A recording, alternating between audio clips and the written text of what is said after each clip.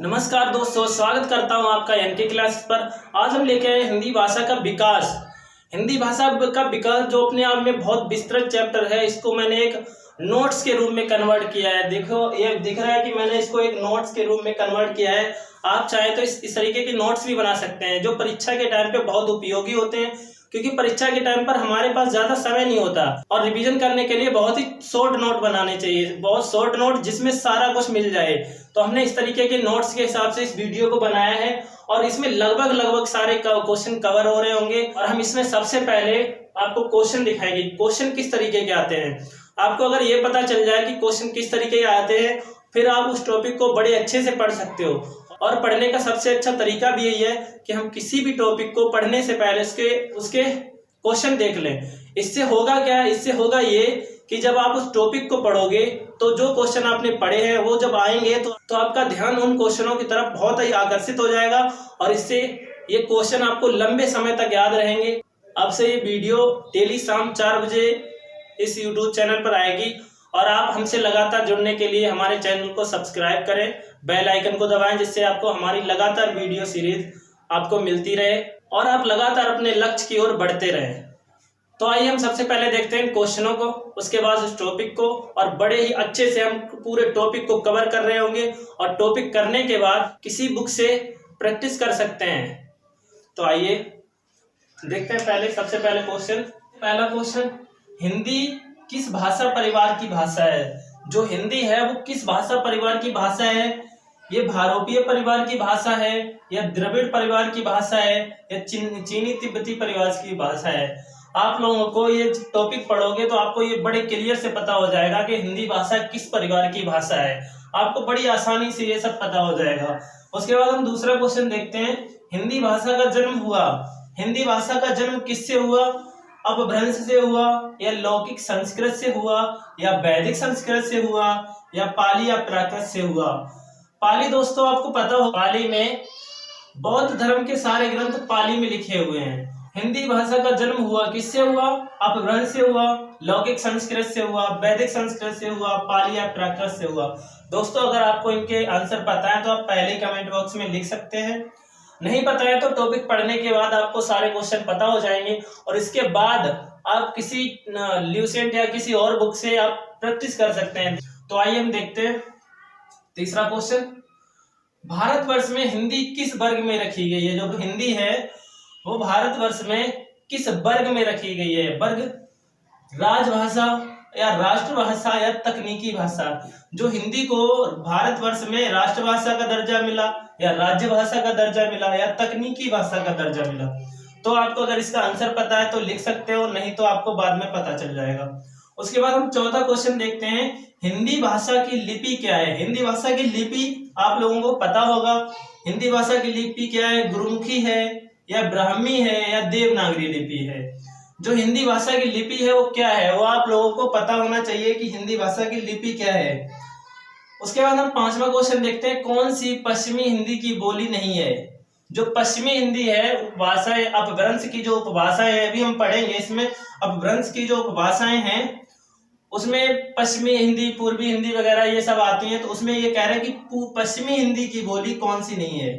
पश्चिमी हिंदी की बोली कौन सी नहीं है, मतलब एक कोई ऐसी है जो पश्चिमी हिंदी की बोली नहीं है। कौन सी नहीं है? बुंदेली नहीं है या ब्रजभाषा नहीं है, कन्नौजी नहीं है या बघेली हिंदी नहीं है? कौन सी हिंदी पश्चिमी हिंदी की बोली नहीं है? इसके बाद देखेंगे, संविधान में किस अनुच्छेद में राजभाषा संबंधी प्रावधान है? जो राजभाषा संबंधी प्रावधान है वो संविधान के किस अनुच्छेद में है? तो अनुच्छेद 343 से 351 तक या 334 से 315 तक या 434 से 135 तक या 343 से 153 तक। आप लोगों को अगर पता है तो ये इसका आंसर कमेंट बॉक्स में लिख देना, नहीं तो मैं ये आंसर सब आपको टॉपिक पढ़ने के बाद पता चल जाएंगे। उसके बाद सातवां क्वेश्चन है हमारा, हिंदी भाषा का सही अनुक्रम क्या है? इसमें ज्यादा जगह नहीं होने के कारण मैंने सही अनुक्रम ही लिख दिया है। पहले पाली भाषा आई, फिर प्राकृत, फिर अपभ्रंश और अपभ्रंश से जन्म हुआ हिंदी का। डायरेक्ट जो जन्म हुआ अपभ्रंश से जन्म हुआ हिंदी का। उसके बाद हम देखेंगे 8वां क्वेश्चन। 8वां क्वेश्चन क्या कहता है, कह रहा है कि ब्रज भाषा है, ब्रज भाषा कौन सी भाषा की एक भाषा है, पूर्वी हिंदी की भाषा है, पश्चिमी हिंदी की उपभाषा है, या बिहारी हिंदी की उपभाषा है, या पहाड़ी हिंदी की उपभाषा है। जो ब्रज भाषा है वो किसकी उपभाषा है, पूर्वी हिंदी की, या पश्चिमी हिंदी की, या बिहारी हिंदी की, या पहाड़ी हिंदी की। तो दोस्तों इस तरह के हमारे क्वेश्चन आते हैं इस टॉपिक से। तो हम इस टॉपिक को अब हम पढ़ेंगे, हमने सारे क्वेश्चन देख लिए, अब हम इस टॉपिक को पढ़ेंगे और आशा करते हैं कि आपको सारे क्वेश्चन इसमें मिल जाएंगे और आप किसी और बुक से भी प्रैक्टिस करके देखना, लगभग सारे क्वेश्चन कवर हो रहे होंगे। तो आइए हम देखते हैं अब क्या टॉपिक को। तो टॉपिक स्टार्ट करते हैं। भारत की सभी भाषाओं की जननी संस्कृत है। भारत की जितनी भी भाषाएं हैं उन सबकी जननी कौन है, संस्कृत है। और लिपि क्या होती है, किसी भी भाषा की लिखने की विधि को लिपि कहते हैं। जैसे आ, का, ये सब क्या है, ये सब क्या है, देवनागरी लिपि के अक्षर हैं। तो ये लिखने की विधि को हम लिपि कहते हैं। तो हिंदी की लिपि क्या है, देवनागरी। और देवनागरी और किसकी लिपि है, संस्कृत की, नेपाली की और मराठी की भी कौन सी लिपि है, देवनागरी लिपि है। तो हिंदी की भी देवनागरी और संस्कृत, नेपाली, मराठी की भी देवनागरी। उसके बाद उर्दू की लिपि क्या है, तो उर्दू की लिपि है अरबी। उर्दू की लिपि है अरबी। और पंजाबी की, तो पंजाबी में गुरु होते हैं, ज्यादातर गुरु बाय गुरु कहते हैं। तो पंजाबी की गुरुमुखी, इससे याद रखना, गुरुमुखी। पंजाबी की क्या है, गुरुमुखी। उसके बाद ब्राह्मी किसकी लिपि है, जो प्राचीन भाषाएं जिनमें वेद लिखे गए हैं, प्राचीन संस्कृत और पाली भाषाओं की लिपि क्या थी, ब्राह्मी लिपि थी। उसके बाद हम देखते हैं हिंदी शब्द की उत्पत्ति। जो हिंदी शब्द की उत्पत्ति ईरान से हुई है। ईरान से कैसे हुई है, आइए जानते हैं ईरान से कैसे हुई है। तो हिंदी ईरान से हुई है। ईरान में सा को हा कहा जाता था। ईरान के जो लोग थे वो सा नहीं कह पाते थे, वो सा को हा कहते थे। और धा नहीं कह पाते थे, धा को दा कहते थे। ईरान के जो लोग थे वो सा को हा कहते थे और धा को दा कहते थे। धा कह नहीं पाते थे, वो दा कहते थे, दा। तो जैसे सप्ताह है उसको क्या बोलते थे, हफ्ता। सा नहीं बोल पाते थे, वो क्या बोलते थे, हा। तो सप्ताह को हफ्ता। ऐसे ही सिंधु नदी यहाँ पे थी, तो सिंधु को वो हिंदू बोलते थे। सा को क्या बोलते थे, हा। तो सा से हो गया हा और धा से हो गया दा। तो सिंधु को वो क्या बोलते थे, हिंदू। सिंधु को वो क्या बोलते थे, हिंदू। और हिंदू से बनी हिंद, हिंदू से बना हिंद और हिंद से बनी हिंदी। हिंदू से बना हिंद और हिंद से बनी हिंदी। इस तरीके से हिंदी का विकास हुआ। उसके बाद हम देखेंगे अमीर खुसरो ने, ये इंपॉर्टेंट क्वेश्चन है। अमीर खुसरो ने सबसे पहले हिंदवी को हिंदी कहा। ये भी कहा जाता है कि सबसे पहले हिंदवी को हिंदी किसने कहा, तो अमीर खुसरो ने सबसे पहले हिंदवी को हिंदी कहा। ये हमने एक नोट्स की तरह तैयार किए हैं। आप चाहें तो इस तरीके से नोट्स भी बना सकते हैं, जो आपको एग्जाम में बड़ी आसानी से, एग्जाम के टाइम पे बड़ी आसानी से रिवीजन हो जाएगा। क्योंकि हमारे पास उस समय वक्त नहीं होता है, जिस कारण हमें थोड़े समय में ज्यादा चीजों को पढ़ना होता है। तो हम इस तरीके से नोट्स बना लेंगे तो अब बड़ी आसानी से हम रिवीजन कर लेंगे। तो हम देखते हैं अमीर खुसरो ने सबसे पहले हिंदी को हिंदवी कहा, और इनको तोतिए हिंद भी कहा जाता था, अमीर खुसरो को। उसके बाद हम देखेंगे संस्कृत जो भाषा है उसका काल कितना था, काल। तो 1500 ईसा पूर्व से लेकर 500 ईसा पूर्व तक संस्कृत का काल रहा 1000 वर्ष। 1000 वर्ष संस्कृत का काल रहा 1500 ईसा पूर्व से लेकर 500 ईसा पूर्व तक, जिसमें वेद वगैरह लिखे गए हैं, वो वैदिक। उसके बाद पाली भाषा का कार्यकाल रहा 500 ईसा पूर्व से लेकर 1 ईस्वी तक। 500 ईसा पूर्व से लेकर 1 ईस्वी तक, जिसमें बौद्ध उपदेश लिखे गए हैं। बौद्ध उपदेश मैंने बताया भी था कि बौद्ध उपदेश पाली भाषा में लिखे हुए हैं। उसके बाद प्राकृत भाषा जैसे मैंने बताया था, इसमें जैन उपदेश लिखे हुए हैं। सारे जैन उपदेश प्राकृत भाषा में लिखे हैं। तो 1 ईस्वी से लेकर 500 ईस्वी तक प्राकृत भाषा का काल रहा। 500 साल इसका रहा और 500 साल पाली भाषा का रहा, और इसमें जैन उपदेश लिखे गए। तो संस्कृत में वेद, वैदिक समय में, पाली भाषा में बौद्ध ग्रंथ और प्राकृत भाषा में जैन उपदेश लिखे गए हैं। उसके बाद हमारी आई अपभ्रंश। अपभ्रंश का काल 500 ईस्वी से लेकर 1000 ईस्वी तक रहा, और ये लोक भाषा बन गई। तब तक ये क्या बन गई? लोक भाषा। अपभ्रंश, अपभ्रंश का काल भी 500 ईस्वी तक रहा, 500 सालों तक रहा। तो 500 ईस्वी से लेकर 1000 ईस्वी तक चली और ये क्या थी? ये लोक भाषा हो गई। उसके बाद जन्म हुआ हिंदी का। हिंदी का 1000 ईस्वी से लेकर अब तक चल रही है और ये विभिन्न रूपों में होगी। राजस्थानी हिंदी, पूर्वी हिंदी, पश्चिमी हिंदी, इसी को हमें इसी के पार्ट थे, पश्चिमी हिंदी, पूर्वी हिंदी, अपभ्रंश के। तो हम देखेंगे अब जन्म हुआ किसका? हिंदी का। तो इसमें क्वेश्चन भी पूछा गया था कि हिंदी भाषा का जन्म हुआ, तो हिंदी भाषा का जन्म किससे हुआ? अपभ्रंश से हुआ, क्योंकि अपभ्रंश से डायरेक्ट जन्म हुआ हिंदी भाषा का। तो ये क्वेश्चन हमारा हो गया कि हिंदी भाषा का जन्म हुआ, तो किससे हुआ हिंदी भाषा का जन्म? हिंदी भाषा का जन्म अपभ्रंश से हुआ। इसके बाद हम देखेंगे अपभ्रंश के प्रकार। अपभ्रंश के प्रकार, तो अपभ्रंश के प्रकार में हम सबसे पहले देखेंगे सोरा श्रेणी। ये सोरा श्रेणी क्या है? ये सोरा श्रेणी के अंतर्गत पश्चिमी हिंदी, राजस्थानी हिंदी और गुजराती हिंदी, लगभग में पश्चिम का ही क्षेत्र, पश्चिम की बात हो रही है। राजस्थान भी पश्चिम में और गुजरात तो बिल्कुल ही लास्ट में। तो लगभग में पूरा पश्चिम का क्षेत्र में, पूरे पश्चिम को क्षेत्र को सोरा श्रेणी भाषा कहा जाता है। सोरा श्रेणी, इसमें याद रखना है पश्चिमी हिंदी, राजस्थानी हिंदी और गुजराती हिंदी, ये आती है सोरा श्रेणी हिंदी में। उसके बाद मागधी, मागधी से जैसे पता चलता है मगध, और मगध कहाँ था? बिहार में। जब बिहार में था तो बिहारी भाषा होगी। तो आप इसमें देखेंगे मागधी भाषा में क्या है? बिहारी, बांग्ला, उड़िया और असमिया। बांग्ला भी वहीं पे है और उड़ीसा भी वहीं पे है। तो क्या है? मागधी से हमें पता चल जाएगा, मागधी में बिहारी हिंदी, बांग्ला, उड़िया और असमिया, ये सब किसमें है? मागधी हिंदी में। तो जैसे कि मगध पता चलता है और मगध बिहार का ही हिस्सा था। अभी हम इसमें उपभाषाएं भी बताएंगे कि हाँ इनकी कौन कौन सी उपभाषाएं हैं और जो एग्जाम में बहुत ज्यादा पूछी जाती हैं इस टॉपिक से। उसके बाद हम देखेंगे अर्धमगधी। अर्धमगधी क्या है? ये पूर्वी हिंदी है। पूर्वी हिंदी जिसमें तुलसीदास ने रामचरितमानस को लिखा है, इसको अवधी हिंदी भी कहते थे। अवधी, इसको अवधी हिंदी भी कहते थे। और इसी में तुलसीदास जी ने रामचरितमानस लिखा है। तो क्वेश्चन ये भी पूछा जाता है कि रामचरितमानस किस भाषा में लिखा हुआ है? तो रामचरितमानस अवधी भाषा में लिखा हुआ है। तो ये क्वेश्चन पूछा भी जाता है कि रामचरितमानस किस भाषा में? तो अवधी भाषा में लिखा हुआ है। और अवध उत्तर प्रदेश में पड़ता था। अवध कहाँ पड़ता था? उत्तर प्रदेश का। उसके बाद देखेंगे महाराष्ट्री, जैसे कि इससे नाम से भी पता चलता है कि महाराष्ट्री, तो वहां मराठी होगी ही।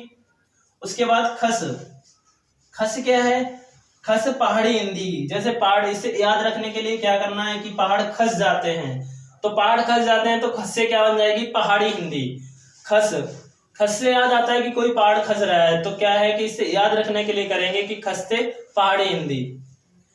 उसके बाद हाँ खस पहाड़ी हिंदी। इसके बाद हम देखेंगे पश्चिमी हिंदी क्या है? राजस्थानी हिंदी में क्या क्या आती है? गुजराती हिंदी में क्या क्या आती है? तो पश्चिमी हिंदी, खड़ी बोली, हरियाणवी, खड़ी बोली, हरियाणवी और ब्रजभाषा, बुंदेली, कन्नौजी, ये सब पश्चिमी हिंदी के अंतर्गत आती हैं। जैसे कि हरियाणा के लोग भी ऐसे बोलते हैं खड़ी बोली, और खड़ी बोली खुद ही है। खड़ी बोली, हरियाणवी और ब्रजभाषा, बुंदेली और कन्नौजी, ये सब किसके भाग हैं?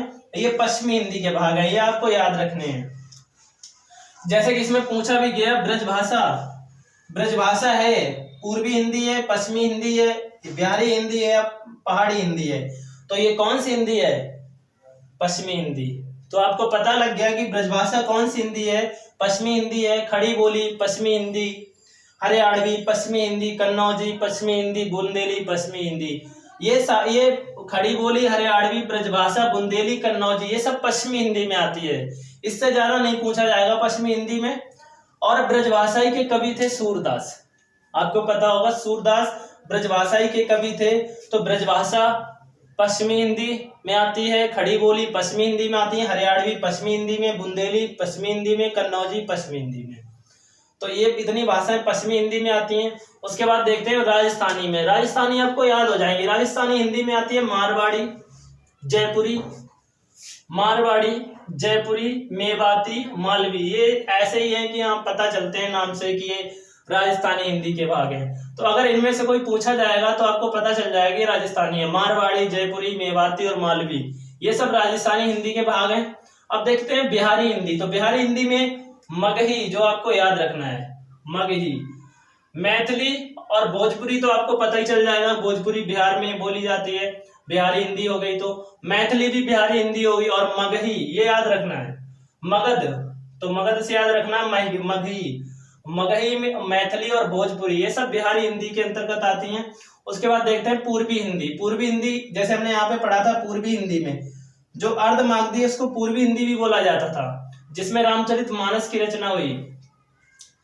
तो इसमें पूर्वी हिंदी में अवधी, बघेली और छत्तीसगढ़, अवधी, बघेली और छत्तीसगढ़ ये पूर्वी हिंदी के भाग हैं।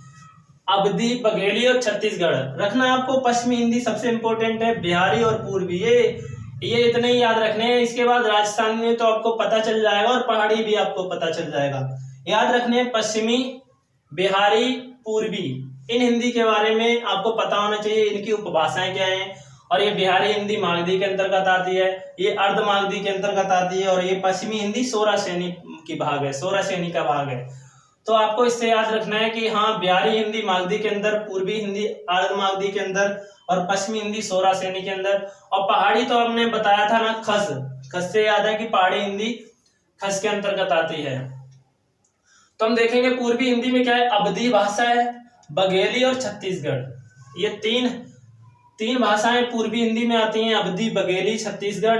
बिहारी में मगही, मैथिली, भोजपुरी, और पश्चिमी हिंदी में खड़ी बोली, हरियाणवी, ब्रजभाषा, और उसके बाद बुंदेली, कन्नौजी, ये सब पश्चिमी हिंदी के भाग हैं। बिहारी हिंदी मगही, मैथिली, भोजपुरी, पश्चिमी हिंदी अवधी, बघेली, छत्तीसगढ़, और पहाड़ी हिंदी में आपको पता है कुमाऊनी और गढ़वाली। ये आपको देखते ही पता चलेंगे कि ये पहाड़ी एरिया के हैं, तो पहाड़ी एरिया की कुमाऊनी और गढ़वाली ये पहाड़ी हिंदी है। इसके बाद हम देखेंगे भाषा परिवार। भारत में भाषा परिवार, तो भारत में भाषा परिवार है जो भारोपीय है, वो 73% है। भारोपीय परिवार की भाषा 73% बोली जाती है, द्रविड़ परिवार की भाषा 25% बोली जाती है, ऑस्ट्रीय भाषा 1.3% बोली जाती है, चीनी तिब्बती 0.7% बोली जाती है। तो हमने एक क्वेश्चन पूछा था, पहला ही था, हिंदी किस भाषा परिवार की भाषा है, तो ये भारोपीय परिवार की भाषा है। हिंदी भारोपीय परिवार की भाषा है, हिंदी भारोपीय परिवार की भाषा है, ये भी क्वेश्चन आपको पता हो गया।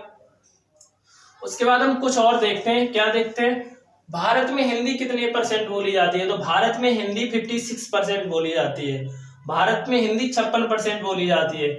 दूसरी भाषा ऐसी कौन सी है जो सबसे ज्यादा बोली जाती है, तो दूसरी है बांग्ला दूसरे नंबर पे बोली जाती है। अब हम विश्व में देख लेते हैं एक बार, कहीं विश्व का भी पूछ दिया जाए कि विश्व में सबसे ज्यादा भाषा कौन सी बोली जाती है, तो विश्व में सबसे ज्यादा मंदारिन बोली जाती है, मंदारिन जो चीनी भाषा है। उसके बाद स्पेनिश 5.8%, इंग्लिश 5.52%, हिंदी 4.46% और मंदारिन 14%। मंदारिन सबसे ज्यादा बोलने वाली भाषा है विश्व में। उसके बाद हम देखेंगे राजभाषा अधिनियम आया था एक 1963 में, ये भी पूछा जाता है राजभाषा अधिनियम कब आया था, तो राजभाषा अधिनियम 1963 में आया था। 25 जनवरी 1963 को राजकीय भाषा का दर्जा मिला, हिंदी को 25 जनवरी 1963 को राजकीय भाषा का दर्जा मिला राजभाषा अधिनियम के अंतर्गत। उसके बाद 14 सितंबर 1949 को संविधान सभा ने राजभाषा के रूप में इसे स्वीकार किया। जो संविधान सभा थी उसने हिंदी को राजभाषा के रूप में स्वीकार किया। संविधान सभा ने 14 सितंबर 1949 को हिंदी को राजभाषा के रूप में स्वीकार किया, ना कि राष्ट्रभाषा। याद रखना, राजभाषा ना कि राष्ट्रभाषा। क्वेश्चन पूछा गया था भारतवर्ष में हिंदी किस वर्ग में रखी गई है, तो भारतवर्ष में हिंदी एक राजभाषा में रखी गई, ना कि राष्ट्रभाषा। याद रखना, ये भारतवर्ष में हिंदी किस वर्ग में रखी गई है, तो भारतवर्ष में हिंदी एक राजभाषा के रूप में रखी गई है, ना कि राजभाषा, न कि राष्ट्रभाषा। तो 14 सितंबर 1949 को संविधान सभा ने हिंदी को एक राजभाषा के रूप में स्वीकार किया, राजभाषा के रूप में 14 सितंबर 1949 को संविधान सभा ने स्वीकार किया। और इसीलिए 14 सितंबर को हिंदी दिवस मनाया जाता है, इसीलिए 14 सितंबर को हिंदी दिवस मनाया जाता है। और राजभाषा के रूप में स्वीकार किया। क्वेश्चन हमने देखा था, इसमें क्या देखा था, भारतवर्ष में हिंदी किस वर्ग में रखी गई है, तो राजभाषा, राष्ट्रभाषा या तकनीकी भाषा। तो ये राजभाषा के रूप में, ना कि राष्ट्रभाषा। याद रखना, राजभाषा के रूप में हिंदी को भारतवर्ष में रखा गया है। तो अब देखिए इसके आगे वाले क्वेश्चन देखते हैं। अनुसूची 8 में 22 भाषाओं का उल्लेख है। अनुसूची 8 में 22 भाषाओं का उल्लेख, ये भी पूछा जाता है 8वीं अनुसूची है, उसमें कितनी भाषाएं हैं, तो 22 भाषाएं हैं। अनुसूची 8 में 22 भाषाओं का उल्लेख है, 22 भारतीय भाषाओं का उल्लेख है। संविधान में राजभाषा का वर्णन भाग 7 में अनुच्छेद 343 से 351 तक है। ये भी क्वेश्चन पूछा गया है कि संविधान सभा में राजभाषा का वर्णन भाग 7 में अनुच्छेद 343 से अनुच्छेद 351 तक है। भाग 7 है, अनुच्छेद 343 से 351 तक राजभाषा के बारे में बताया गया है। ये क्वेश्चन पूछा गया है इसमें, ये वाला संविधान में किस अनुच्छेद में राजभाषा संबंधी प्रावधान है, तो किसमें है, 343 से 351 तक इसमें राजभाषा है। तो संविधान के भाग 7 में अनुच्छेद 343 से अनुच्छेद 351 तक राजभाषा है। उसके बाद हम एक क्वेश्चन और देखते हैं, प्राचीन भारतीय आर्य भाषा क्या थी, तो प्राचीन भारतीय आर्य भाषा वैदिक संस्कृत भाषा के विकास की वीडियो। तो आपको ये कैसी लगी, और आप एक कमेंट बॉक्स में आंसर जरूर देना, और उसके बाद आप एक ल्यूसेंट या किसी और बुक से आप प्रैक्टिस करके देखना। लगभग सारे क्वेश्चन कवर हो रहे होंगे।